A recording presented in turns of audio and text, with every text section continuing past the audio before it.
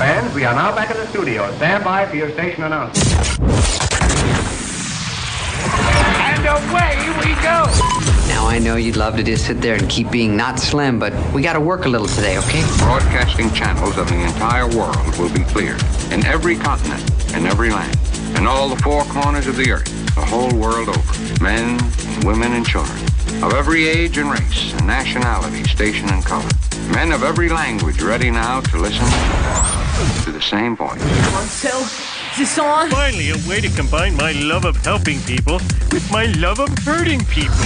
So sit back, pop open a cold bottle of Brazilian mineral water, enjoy some poached salmon with capers, and adjust the satellite, because we have a great show. And there was much rejoicing. Unleash the fury. Unleash the fury! Ladies and gentlemen of the universe, the next voice you hear. It's Erik Nagel.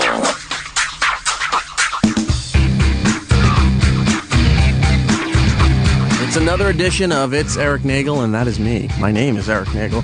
E-Rock Radio on Twitter and Instagram, and joining me this week once again is my buddy Gittles. Hi, Gittles. Yo, what's going on, brother? Gittle Base on Twitter. Do you have Instagram too? Yeah, same thing. You do anything with either one of them? Yeah, I take lots of pictures of weird shit I see, and then I'm like, I'll check it out later, and then I forget to, so you can check it out. Might be something cool on there.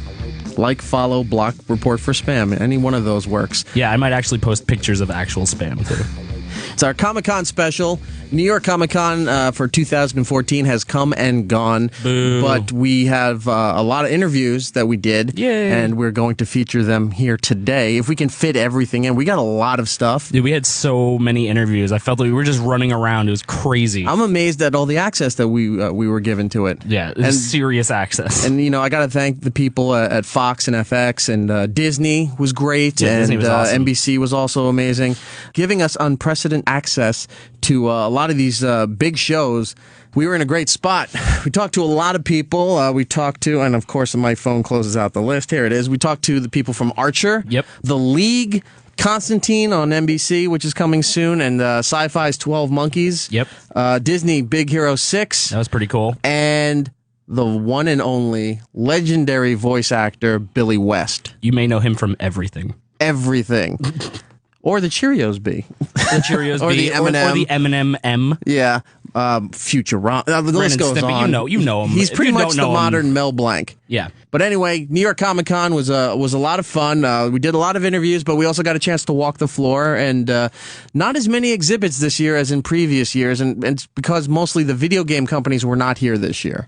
There wasn't a lot. I mean, there was the new Alien video game that was set up, and then they had those couple of little like booth things. Capcom was there. Yeah, Capcom was there, and then they had like these little booths where you'd sign up and go in, and they'd show you like video game footage of an upcoming game, but Right. you didn't actually get to play it. Like lots of stuff like that. Last year, Nintendo had a big pavilion for Mario 3D. Yeah. For the 3DS, and also 3D World for the Wii U. So they had a whole big platform there where you could go and try all the games, and the new Zelda game. PlayStation 4 was there last year. But there was no like I don't think console so. people there at all. There was this year. nothing. There was not nothing. even PC gaming. No, there nothing. wasn't a lot. I'm trying to think what else was there. Lego had a big pavilion for. Yeah, they had like that Bionicle thing, and it had the almost like the Olmec like mask made out of Legos sitting there. That was pretty cool. And it looked like that Temple show from Nickelodeon. Legend of the Legends Hidden of the Hidden Temple. Temple. And there was actually a group of cosplayers there as all the teams from Legends of the Hidden Temple. Like Really? Yeah, the Silver Snakes, like the Blue Barracudas, like they were all there with the helmets on and everything. I saw them walking around on the floor. Did you ever want one of those shirts? Oh yeah. You can just go to hiddentempletshirts.com and buy them, I think. I always wanted a shirt from the show which predated that called Wild and Crazy Kids. Wild and Crazy Kids was awesome, and Finders Keepers too. Right. Was that the one with the house? Yeah, they had to ransack the house looking for keys. Did you ever and play shit. it at home? Oh yeah, my parents With your hated friends? it. Yeah, They were my like, Why parents are you did ruining too. everything? It's Me like, and my it's the younger home sister, game. we'd hide something in a room, and then you would time yourself, and you're going through ripping dressers apart, flipping mattresses, just like you see in the show, and you find whatever it was that was hidden, but you don't win the cool prize like a brand new Schwinn. Yeah, you get like 2 weeks of detention or a punishment rather because you just crashed your whole house looking for a matzah. Or a brand new computer that has, VGA color monitor. Woohoo! But yeah, Comic-Con was fun. 4 days is more than enough. Comic-Con's like Vegas. By day 4, you're like, why am I still here? Yeah. 3 days is enough.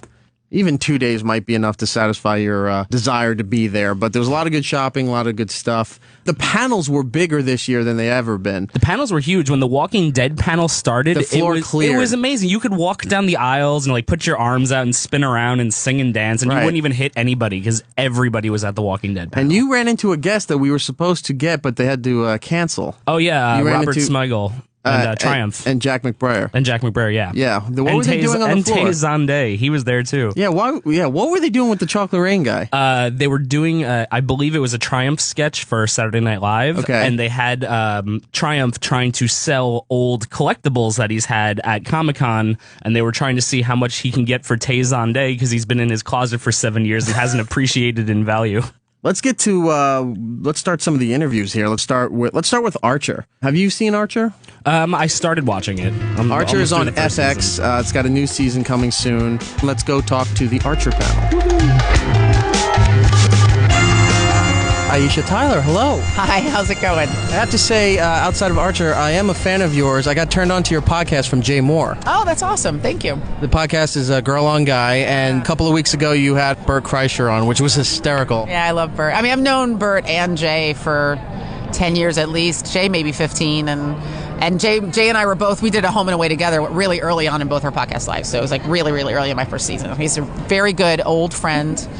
In deep need of psychological assistance, but I love him very much. You're here for Archer, which is going to come out in 2015, and you play Lana. I almost screamed it, but that would be inappropriate. Yeah, you got it right. This year, you have a baby. Yes, well, not me. Oh, good Lord, that would wreck all my junk. But Lana has a baby. I think it's going to be a really interesting season because she's just juggling trying to be a working mom, and also trying to shoot people, which is a unique set of circumstances for a mother, and trying to deal with Archer's efforts at co-parenting. I don't think she really wants him to co-parent. I think he's volunteered, and then he's just kind of sucking at it. And she's like, "It's fine. You can just stay being a douchebag. I don't need you to try to change."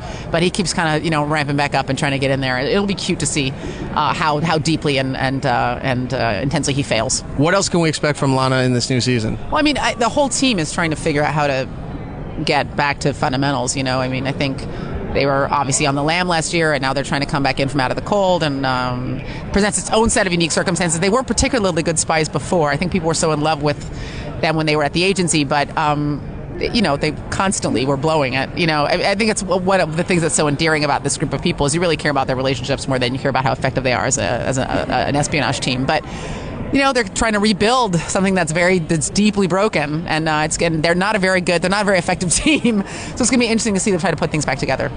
Also, last season, it seems that good fortune was bestowed upon you where they lost the agency, and now ISIS is a dirty word.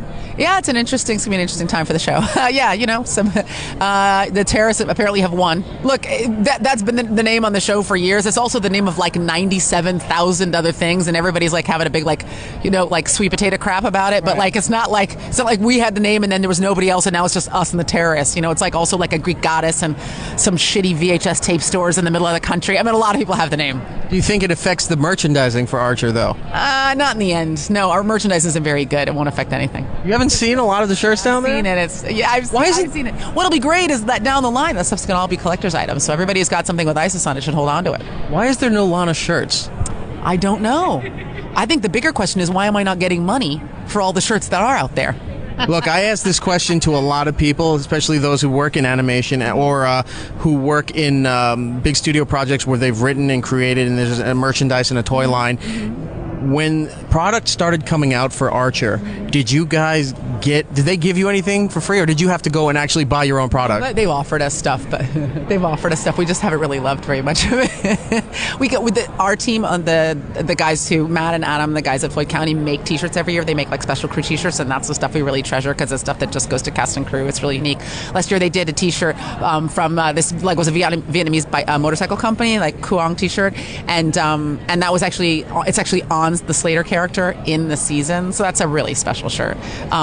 So we have our own kind of like interior stuff that we do as a group, but I think Amber's got the Dolphin. She's got the original blue Dolphin. There's a pink Dolphin circulating right now, not regulation. Pink Dolphin is not regulation.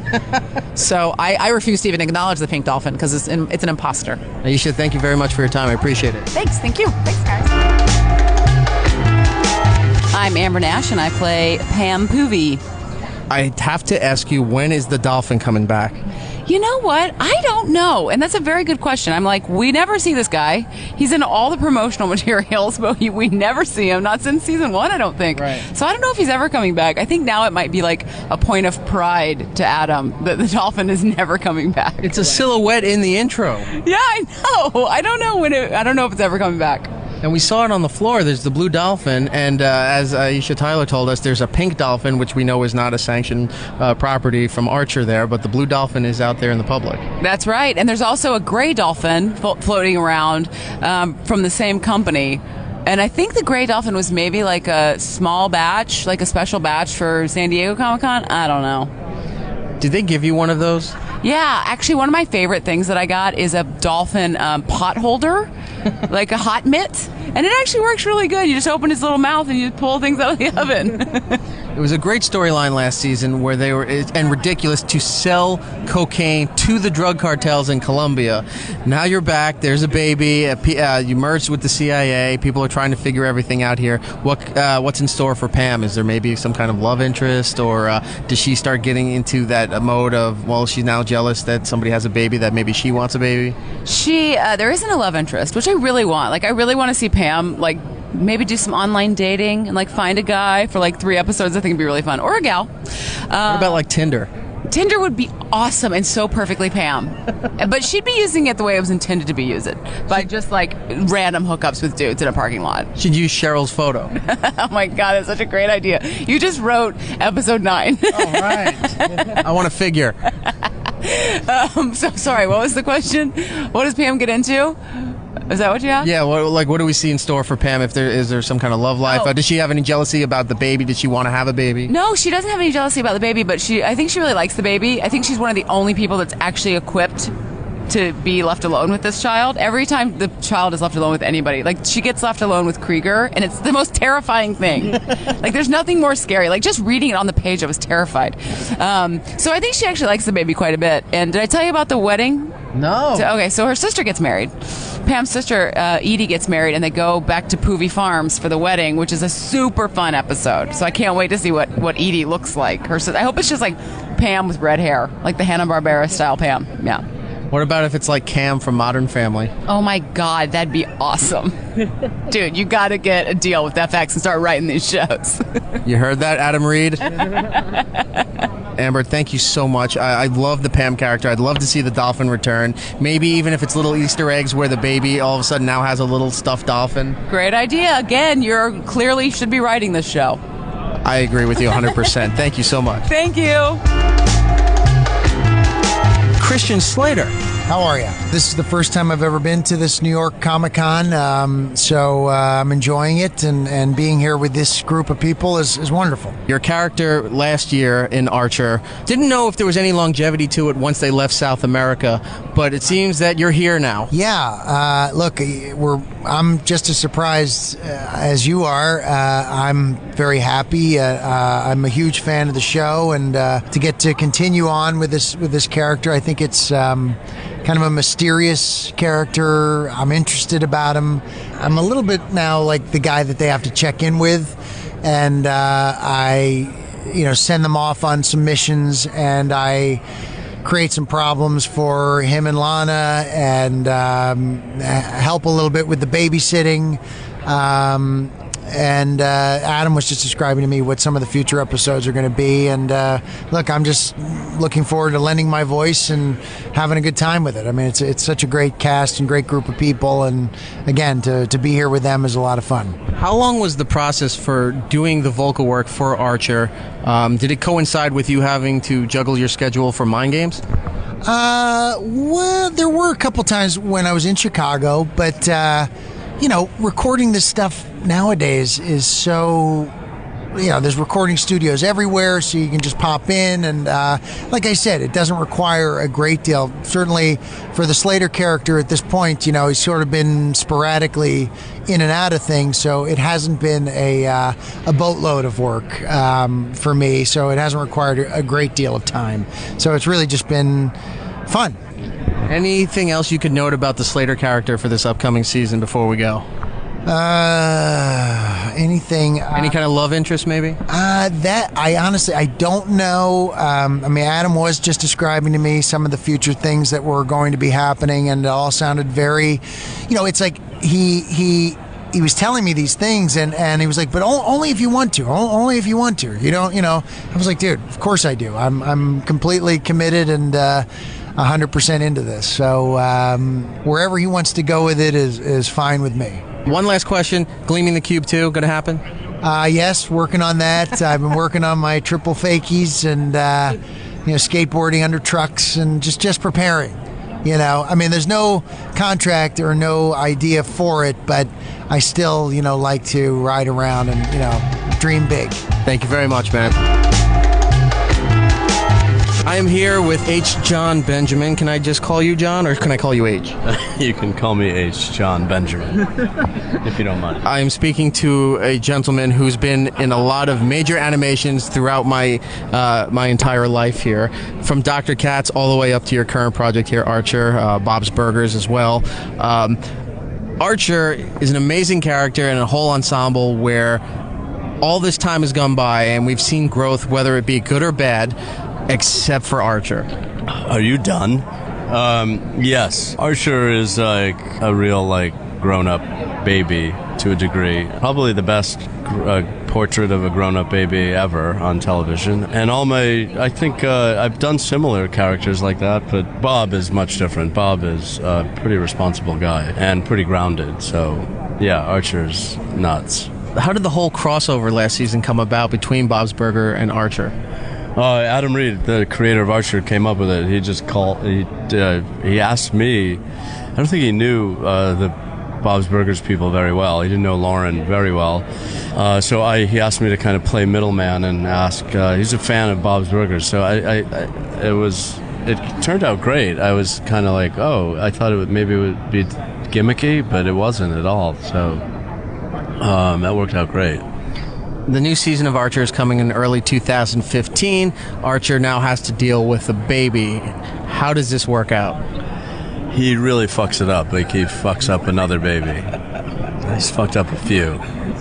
This could be the second baby. I don't know how badly he fucked up the first baby, but he's in no position to really be a dad. I think he has the hope or the idealism that he'll be able to handle it. And that's the problem with Archer. His idealism is childlike, and you don't want a child to have a baby. With all the animation work that you've done over the years, and God bless you, because there's people who are trying to do it and don't succeed, or do get a job here or there but don't have the longevity that you do. How does that come about? You just seem to fall into project after project after project, and all of them are incredibly well written, they're hysterical, and they are successful. I'm really good. It's a great answer. It's very true. Yeah. I mean, whatever I do is good because I'm in it. How do you... That is such a McGurk line. It's such an Archer line. How do you figure out the personalities you're going to do with all these characters? Well, it's funny. Like McGurk, from Home Movies, in good part, I've been lucky to work with really good people. Lauren Bouchard and Adam Reed are very similar to the extent that they are built to make animated shows. They want to do it. They love that medium, and they are also, really uniquely talented in their own way. But they want to make animated shows. So to be a part of that, I think that's why the shows have succeeded, and I just sort of help that along. So I'm a good little helper. But it's really the people who make the shows that are more important to the process, and I've just been lucky. This new season of Archer, what can we expect? Archer dies. Well, there you have it. There's a spoiler for you. I'm sorry. Yeah, that was a bit of a spoiler. I'm still working on the whole concept of spoilers, so you have to forgive me. John Benjamin, thank you so much for your time. I appreciate it. I love every project that you have done, and I can't wait to see what else you come up with. Thanks a lot. Thanks. I might disappoint you. I might. It's Erik Nagel. York Comic Con. Yes, back here on It's Erik Nagel. That is me, and my buddy Gittles is here, and we're talking about all the stuff that we did at New York Comic Con 2014. It has come and gone, but we had a lot of interviews, and a lot of the stuff still yet to get to here. We just talked to the whole cast of Archer. It was pretty awesome. Which was insane. And to hear the voices and then see the people, if you didn't know some of the actors, you're like, wow, you look nothing like what your voice sounds. Yeah, H. John Benjamin just looks like a little angry sailor. It's pretty funny. He looks like a retired Navy guy. Yeah. And he's just like, oh, I got to deal with these young punks. I want to talk about Rick and Morty real quick before we get into the next panel here. Rick and Morty, we went to the panel, but they were running late. And unfortunately, they had to scrub the one-on-one interviews. And what they do is in some of these interview sessions, they have round tables where the cast will split up and go to different tables and talk to people. But people have their microphones set up in the middle of the table, and then they fight for questions to ask the talent there. And I had to pass on that because it doesn't make good radio. It just doesn't. I don't know if any of this is making good radio, but I know that would be worse by recording off the round table there. So I politely had to decline, and they understood, all the people at Adult Swim. They were very nice about it. But they gave me some Rick and Morty DVD sets that are signed that we will give away at a later date, which I thought was really cool, and Dan Harmon couldn't have been nicer. Yeah, it's a great little prize to get. It's signed by Justin, Dan Harmon, and Chris Parnell. Yes, it's really cool. You want it. So we'll give that away, not today, but at another time. Maybe we'll ramp this up for Christmas. Big Christmas Comic-Con giveaway. I'll post a photo at eRock Radio on Twitter and Instagram. Can we talk about, for a quick second, some of the roundtable bloggers who were dressed like Batman and Superman, doing interviews? And it's like, really, Batman? Like, oh, let's call on Batman for this question. It's so weird. I don't know if I think it might have been Constantine. Yeah. That there was a guy dressed up as Egon Spangler in his full Ghostbusters jumper, and he's trying to conduct an interview, not a one-on-one, just at the table. How do you feel as a talent for a new show where you have to sit down and you look at these people? And look, you got to understand, you got to appreciate the bloggers and the fans of the show and whatever. Yeah, no hate. So you got to give them, you got to give them time. But how do you take it seriously when you're promoting a new show like Constantine? And you got to take questions seriously from a guy dressed up as a Ghostbuster. But Constantine's like, yeah, I'm a Ghostbuster too. And then some of them taking it way too seriously, more than some of the legitimate media like SiriusXM. AP was there, People Magazine, I think Time was there as well.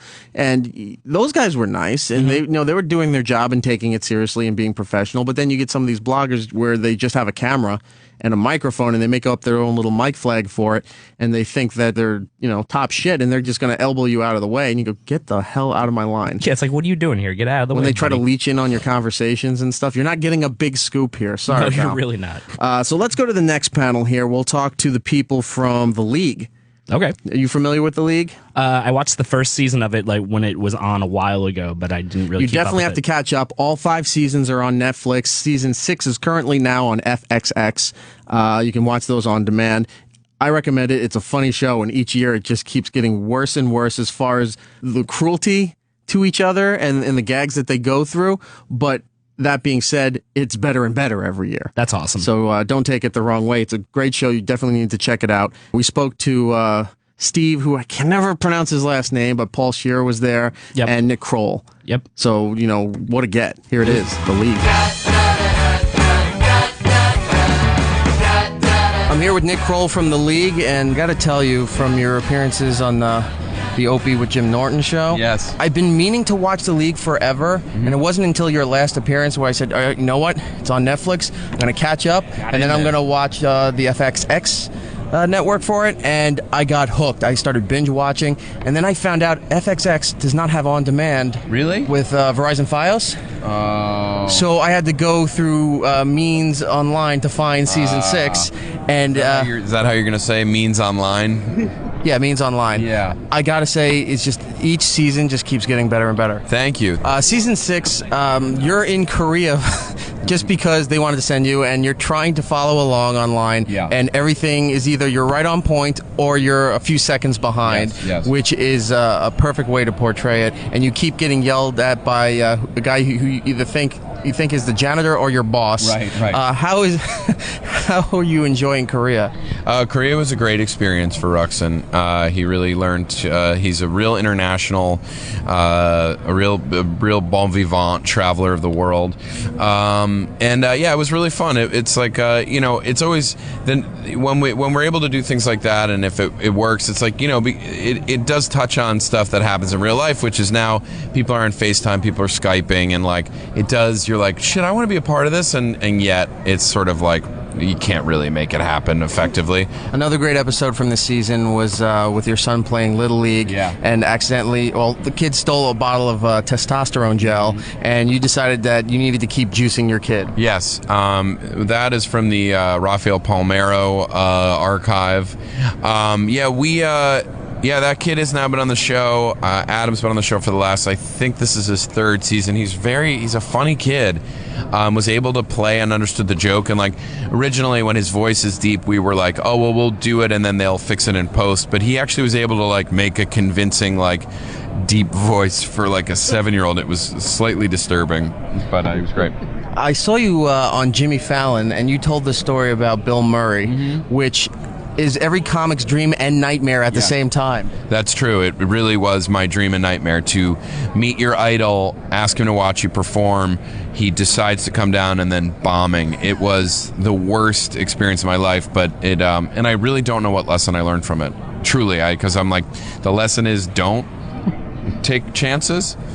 Don't meet your heroes. Yeah, don't meet your heroes. It's true though, by the way. I mean, I've been able to meet a lot of my heroes at this point, and it is an amazing part of comedy that, because also luckily comedians for the most part are pretty nice guys and women, and they're happy to sort of chat, and if they sort of have some idea that you're doing a similar thing, it's a very collaborative community. Comedy is inherently a pretty collaborative world, and so you get to meet people who you've looked up to, and oftentimes they don't disappoint. Unfortunately, in the case of me and Bill Murray, I was the one who was disappointing.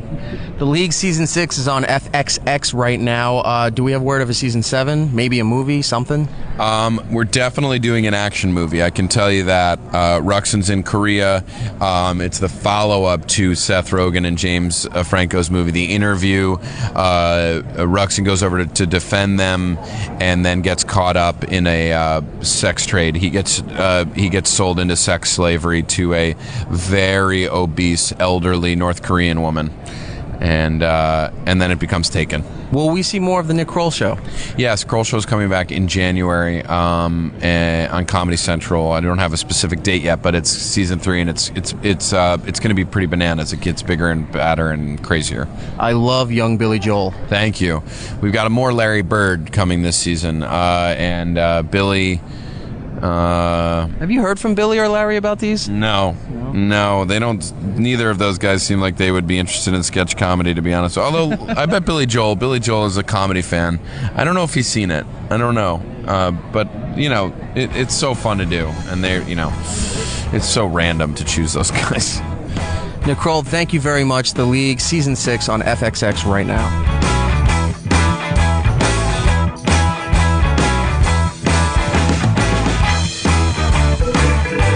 I'm here with Stephen and Paul from The League, and guys, this is a very exciting day. I've only recently become a super fan of the show. Nick was on our show not too long ago. I did the binge watching on Netflix, and now I'm on Season 6 on FXX, and this show is just insane. Yeah, we every year it gets almost worse and worse with the behavior that we display. Yeah, I mean, look, it's only... I don't know how people still continue to support us. I really don't. Is the whole process just to make it so cringing and so unbelievable that you're just trying to say, look, people have to leave at some point? I mean, stuff that we've done on the show, we're like, is this going to play? I don't really know, and we'll see. We'll find out. We were like really nervous about the episode where Katie pretends to have cancer. Like, oh, we're going to take a hit on this. And most of the comments I read, and I feel like this is our fans are turning now. They're like, you didn't go far enough. Like, our fans don't. We're bastardizing our fans. We're making them worse people. Yeah. So so we take credit in that. And when we actually get to the Ray Rice thing, that's going to be our moment where people are like, no, we're done with this show. I gotta say, I wish the Teflondre thing ran a little bit longer. I know everyone says that. I did too.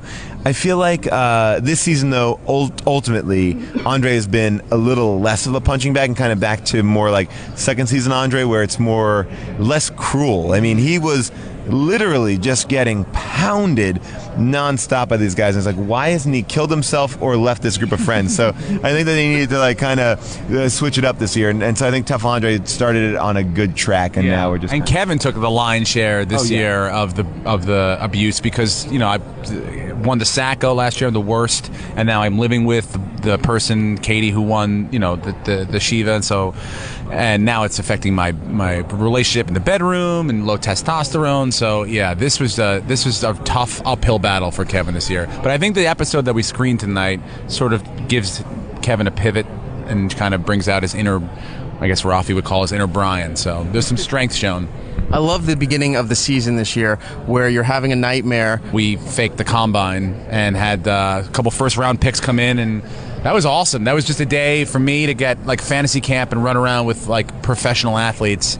I ran the 40 with Mike Evans, and at one point I was like, well, let me just see what I can do. And I turned on my jets a bit, and I felt him go past me. Like he saw what I was doing, I felt him. I didn't see him, I just felt like a swoosh that just went right past me. I love you running down the line. You're supposed to turn catch.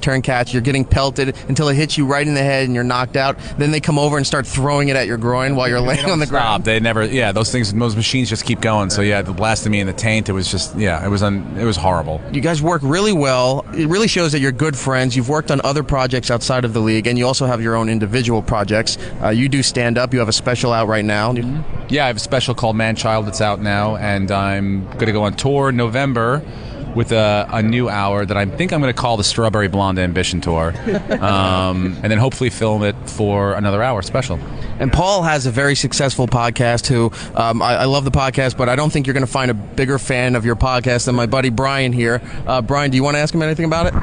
No, I just want to say thank you for having such an awesome podcast. Right. Well, thank you for that. I appreciate that. Thank you so much. I was telling Nick that it's hard to find on certain cable systems, because FXX is kind of new, the on-demand feature. So you have to go through Fox Now and some other things, and if your cable company doesn't have it, you're kind of screwed if you missed an episode or didn't DVR it this season. You sound like my dad. My dad says the same thing. He's like, I can't even find this thing. I'm like, well, here's the thing. Now that iTunes has the FX app, and basically if you have iTunes, you'll never miss it. Yeah. And it's kind of reasonably priced. It's like only $2, but the FX app is now going a little bit wider. It's definitely on Xbox. It's on Apple TV. And it's on Apple TV. So that is good. I think that will help. What can you tell us about what we're going to expect for the rest of this season of the league? We're going to have great guest stars, and Marshawn Lynch is going to be on the show. We get to find out who wins the Shiva, which I still honestly don't even know who wins the Shiva. So the playoffs are huge, implications, and return of some characters from the past coming back, and the opening of Andre's wine bar. Yep. A lot of things are going to be happening, and then obviously we're going to find out who's going to win the beach house. I mean, that's the big question. Plug your podcast and then plug your special. You can listen to How Did This Get Made every week. Just go to How Did This Get Made, or on iTunes or wherever you get your podcasts. And SteveRenneseasy.com for tour dates. So check out SteveRenneseasy.com for tour and tickets. Guys, thank you so much. Thank you.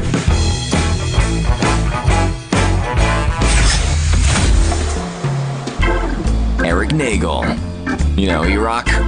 Well, he'll be right back. Let's do it up. Beat. Now, it's Erik Nagel. It's Erik Nagel. My name is Erik Nagel, and my buddy Gittles is right over there looking at me, oddly. Howdy. And we're talking about New York Comic Con 2014, which we had the privilege of being there, talking to a bunch of different people.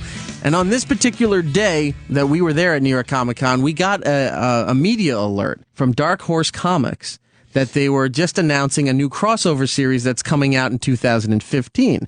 And when I saw the graphic, I said, this is so beyond ridiculous. We need to go over there and talk to anybody about this. Yeah. And it's so crazy. Thanks to our buddy, Ob Driver, over there at Dark Horse Comics. He got us in touch with Alex Di Campi. She does the Grindhouse series over there, but she's also the one who penned the storyline for The Predator meets Archie. And so we go over to Dark Horse and we talk to Alex, and she'll explain what this is all about. It's fantastic. I'm here down at Dark Horse Comics, and we're speaking with writer Alex Di Campi about the new press release we just saw today for probably one of the most unusual pairings and crossovers in comic history, Predator and the Archies. What can you tell us about this? It's a dream project. I take a wonderful, gentle, beloved teen series and kill them slowly and horribly, one by one. And, you know, Predator was one of my favorite movies growing up. Anyone who doesn't love Predator, frankly, can get off my planet. If you haven't seen the original Predator, go just do it. It's a wonderful, like, very scary, a lot of fun action film, and it's a dream project. So how does one get the permission to do that? They just came to me and they said, fancy writing Archie versus Predator? And I'm like, to bear shit in the woods. And then I got on, we had a conference call between me, my editors at Dark Horse, and the editors at Archie, who I didn't know, but I'd heard really good things about. And the Archie guys were incredibly supportive. They were even like, well, when are we going to kill off this character? And I'm like, you really want to kill off that character? And they're like, oh yeah.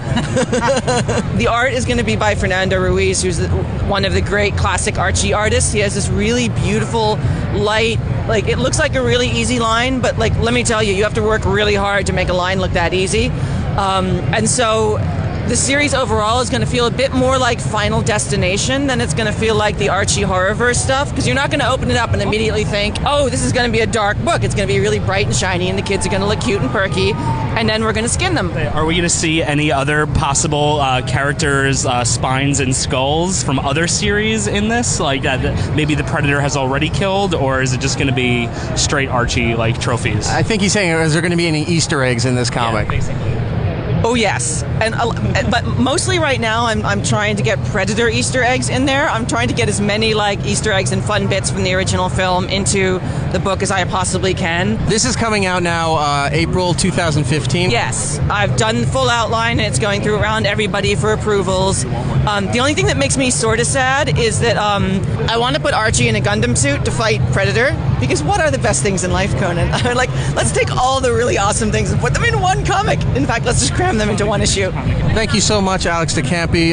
We look forward to it coming out of Dark Horse Comics in April in 2015. And if you can, I'm sure you're going to be doing some signings and stuff. I'm going to get a copy, and I hope you would sign it. Thanks a lot. If people can't wait, they should check out my second season of my Grindhouse series. The first trade from the first season is out now. And the second season starts on November 17th with a 2-part Christmas horror story. Where are you on Twitter? Alex Di Campi. Like, pretty much on all social media, I am ALEXDECAMPI. Thank you very much. It's Eric Nagel at New York Comic Con. New York Comic Con. Back on It's Eric Nagel, and let's move on to Constantine from NBC. Are you familiar with Constantine? A little bit. Okay. Constantine, for those of you who don't know, is part of a comic book series called Hellblazer. And this is their adaptation for television. A couple of years ago, they did it with Keanu Reeves for a movie. Now it's here on television with Matt Ryan. We get a chance to talk to him. He's the lead. He plays John Constantine. And he's pretty much an exorcist who is trying to do the right thing, but winds up doing the wrong thing, and is still trying to repay his debt and fix things. And very tortured. A lot of demons and supernatural stuff. It's pretty cool. It's going to be on Friday nights, I think 10 p.m. on NBC. Yeah. So here it is, Matt Ryan from Constantine. My name is John Constantine. I'm the one who steps from the shadows, all trench coat and arrogance. I'll drive your demons away, kick them in the bollocks and spit on them when they're down, leaving only a nod and a wink and a wisecrack. I'll walk my path alone, because let's be honest, who'd be crazy enough to walk it with me? I'm here with Matt Ryan, the star of Constantine, which debuts on October 24th on NBC. It's great to finally meet you, man. Oh, thanks, man. You too. Constantine is an incredible role to land. How familiar were you with Constantine and Hellblazer before getting this role? I wasn't really familiar with the comic books, to be honest with you. I'd seen the movie, but didn't really associate it with the comic books after I started reading them. I had a really good friend of mine who it's his favorite character, it's his favorite comic book series, and he'd been telling me about it for years and years, so it's always been in the background. And then when I got the role, he was like, right, okay, I need to sit you down and I need to tell you about this character. And he kind of like took me through it all. So it was great because I had a real fan kind of taking me through it and telling me about it, you know. Well, we have him filling you in on everything. Did you then get a chance to maybe read any of the books? I started reading the comics. I jumped around a bunch. You know, I read the Newcastle stuff, the Swamp Thing when he was first introduced, and the Dangerous Habits, which is still my favourite to this day. And there's still a lot more to get through, man. I'm trying, you know, but with the busy schedule we have, you know, it's going to be a long time. I saw the first episode, and you definitely fit perfectly into the role here. One thing I did notice is that when they were talking about his past, they said, you know, you're an exorcist, but in the comics, he's really sort of a troubled, failed magician that went into the occult and everything like that. They seem to leave the magician part out. Was there any changing in the story for that, or is it just unnecessary? No, I think that, you know, that's all there. I think that maybe just in that moment he says, you know, he's an exorcist, he's a demonologist, he's a master of the dark arts, he's a magician, he's all those things. All those things are still there. The other thing too that I was glad they addressed in the first episode was about his family. Mm-hmm. And is there something maybe in the first season, will they do some flashbacks where we get to see John's family? I don't know. That's something you'd have to ask the writers. I'd hope so, man. That's some really cool stuff. But you know, it's something that's always with John, and it's something that drives him. So you know, it's something that can come out at any time. Now, there was an incredible reception to it at San Diego Comic-Con with all the Constantine stuff. It hasn't even aired yet, but the promos are going, and there's a lot of buzz built about it. Are you starting to notice people recognizing you as you're out in public? To be honest with you, no. You know, I've just been, you know, going from my apartment to work and from work to my apartment, so I haven't been out much. It's actually really nice to be here at New York Comic Con because I feel like I've been let out, you know. Yeah. You were also in the Assassin's Creed video game series. How awesome is that? That was awesome, man. That was so much fun to do there, and that whole franchise is amazing. The team behind that series is amazing as well. Are you a big gamer? I'm not a huge gamer, but I do play. I like playing Assassin's Creed. It's so funny, like when you're actually playing with yourself. Do you know what I mean? And a bunch of my mates were like, "Can you keep the noise down?" And I was like, "It's not me, but it is me, but it's not really me," you know. And because there's my voice on the screen, and that's a fantastic game, and I still haven't finished it yet because it takes a lot of time, but it's a great game. When you were getting ready to start doing everything for Constantine, table reads, reading the scripts, all that stuff, did they explain you not really being too familiar with the comic book series? Are they sticking pretty much close to the comic book series, or are they just using elements as a foundation and going in a different direction? We're trying to stay true to the kind of the DNA of the comics and the comic book character. We're actually going to be pulling storylines directly out of the Hellblazer series, and then, you know, doing some of our own as well. So it's going to be a kind of an accumulation of the both. But you know, the one thing that's really important that David and Daniel have stressed from the beginning, and which I think is great for the fans, you know, the old and new fans, is that we're trying to stay true to the DNA of it, and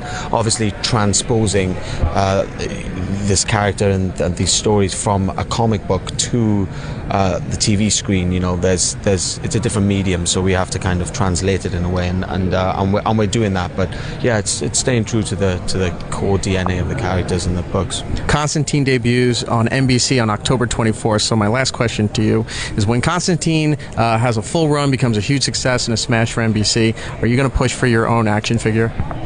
Man, that would be awesome. I think you should push for it, man. That would be awesome. I really want my own action figure. That'd be cool. Matt, thank you very much for your time. Thank you, my friend. Have a good one. It's Erik Nagel at New York Comic Con. Back here on It's Erik Nagel. My name is Erik Nagel, and that's my buddy Gittles over there. And we're doing all this stuff from New York Comic Con 2014. A lot of great interviews that we've plowed through so far, and we got to keep moving because we are running out of time. It's only an hour show. And we move on to legendary voice actor Billy West. Now, I ran into Billy on the floor. I didn't realize he was at the con, and I freaked out when I saw him. Nobody else knew, at least the younger people didn't recognize him. Maybe most people wouldn't recognize him because you'd only know him by his voice, not by his looks or visual projects. He's the guy behind the voice of the M&M character, the Cheerios Bee, Professor Farnsworth, Fry, Futurama, Zoidberg, Doug. Ren and Stimpy. If you watch Doug on Nickelodeon and ABC, Ren and Stimpy, right? Does a lot of the Looney Tune stuff, Bugs and Elmer Fudd. Pretty much, if you know who Mel Blanc is, Mel Blanc was a guy who could do almost every voice and did almost every voice. Almost every voice. And Billy West is now the modern Mel Blanc here. And he did a lot of time on Howard Show. If you're a big radio fan in the late 80s, did a lot of voices for Howard Show. And when I saw him, I freaked out on many levels because he's the voice behind a lot of shows that I love. I used to listen to him on Howard when I was a kid. And so this is just all around exciting for myself. And I'm very jealous because I was not walking around with you when you ran into Billy West. What was I doing? I was at Comic-Con buying Mad Libs. At Comic-Con. That was my graphic novel, Mad Libs. I have to fill in the words. It's not even finished. Reading is hard. It's hard. Writing's even worse. Yeah, and then Eric comes back, oh, I met Billy West. And I'm like, great, give me a noun. Here's the legendary Billy West. So I'm walking around the Comic-Con floor here at New York Comic-Con 2014 in New York City, and I bump into one of the most infamous names in animation and even in our business of radio, Billy West. Hey, I wouldn't say that, but I'm glad you did. I grew up listening to you. Well, you look fine to me. I mean, you look like you grew up nice and everything. I grew up a well-adjusted young man thanks to the power of television. Oh, that's cool. Hey, Ren, will you button me? Will you shut up, you fool? Yes, I shall kill you. Man, all this constant exposure to radiation is making me thirsty. I don't want to live on this planet anymore. You need an autograph? Why not Zoidberg? She's a beautiful ship, all right.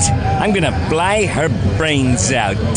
Doing that voice, did they ever contact you when Phil Hartman died to maybe take over for Troy McClure? Or did they just want to use it as sort of like an homage to him for Futurama? Well, he was originally supposed to do that. I knew Phil Hartman. He was very cool. He called me up when I still lived in New York, and he called me up at home. I don't know how he got my number. He wanted to say he was a fan, and I was like, whoa, I kind of know who you are too, you know? And he was nothing but generous. He said, you got to move out here, man. He said, all the work for somebody like you is out here. And I said, I don't know, I'm thinking about it, and which I did. I moved, and we did an M&M's commercial together. He played this not so cool candy bar named Chalky Bar, and of course he melts at poolside, and that might be the one where Tia Carrera takes a bite out of my head, But I was laying in bed with my wife, and we couldn't sleep for some reason. And she was saying, how can you stand to be out here with all these people? Everybody wants a piece of you and all that. And she said, aren't there any good people? And I said, yeah, you know who's great? Phil Hartman. That was the night he got murdered. Jesus Christ. Yeah, I miss him.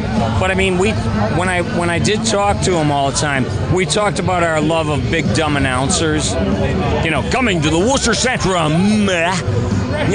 They filled the air with words because they were so insecure that they were afraid to leave a space.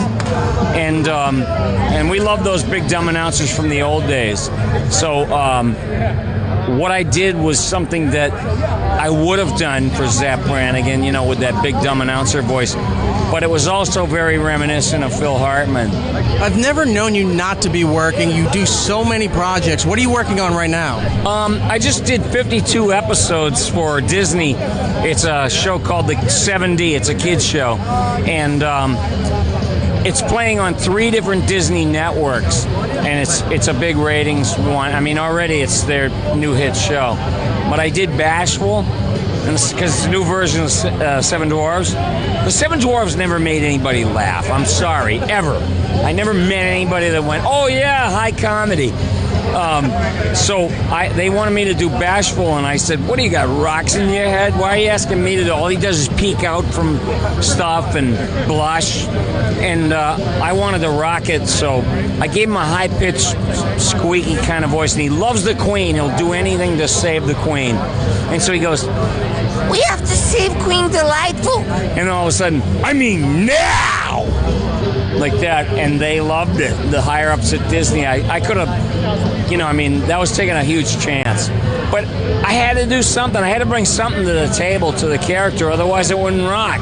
You've had amazing opportunities to do so many different projects and have been very successful at it. With all this time and the success that you've had, is there some projects that you're looking at that one day that maybe you want to do that just hasn't even been pitched yet? Or is there something that you want to come up that's completely unique? Well, I've always been an objective fulfillment machine for somebody else. I've been doing that. I will continue to do it until they tell me don't come in anymore. But I developed and created a show with my partner from Ren and Stimpy days, and it's a kids show, preschool show, and I'm going to talk to everybody next week. We have the sizzle reel for it, and everybody loves what we're doing, so you never know. I'd like to get like a deal with somebody like on the internet. Have you ever had any opportunities to work with Disney before this new series that you were doing? Oh, with Disney? Not a whole lot. I just wasn't their kind of guy or something, you know what I mean? But I don't get that, because you've done everything from, the Warner Brothers world to Nickelodeon to Fox. Why wouldn't Disney want to get one of the hottest voice talents of our century? I don't know. Maybe they're scared of me or something. I'm a total gentleman. I'm very single. And, I go to Europe and I meet girls. Billy, I won't take up any more of your time. It's such an honor to run into you, and there's so many of your projects that I love, especially Futurama. Thank you for everything you've done, man. Oh, my pleasure. Thank you. Good news, everyone. Bad news. You're listening to Erik Nagel. Poor people. Well, that's it for the Comic-Con special here on It's Erik Nagel. I have been Erik Nagel. E-Rock Radio on Twitter and Instagram. Thank you, Gittles, so much for sitting in for Matt. Matt was running his own booth and had other things going during the Comic-Con, so we didn't get a chance to really use Matt for a lot of this stuff. So Brian was cool enough to, step in and help out and contribute to some of these interviews here, and pretty much just had a good time getting everything he could for free at Comic-Con. Yeah, it was a really awesome time. Thanks so much for having me. I had a blast. Thanks to everybody we got a chance to talk to. Thanks to Fox and Disney and NBC and Dark Horse Comics and just everyone, like all the celebrities we met. Everyone was so chill. It was such a great time. Right, everybody that hooked us up, and couldn't have been nicer. We had a great time. I'd love to do this again next year. Hell, I'd like to try to do San Diego if we could. Let's do it. If not, then we'll do New York 2015. I'll start working on the Transformers costume that turns into a plane, and I could fly us out there on my back. That works. I'm sure SiriusXM would love that, because then they don't have to expense it. So we'll be back next week for another edition of It's Erik Nagel. Until next time, be seeing ya. Later. And that's all the time we have. Follow Erik on Twitter and Instagram at eRock Radio. The show should be back next week, right here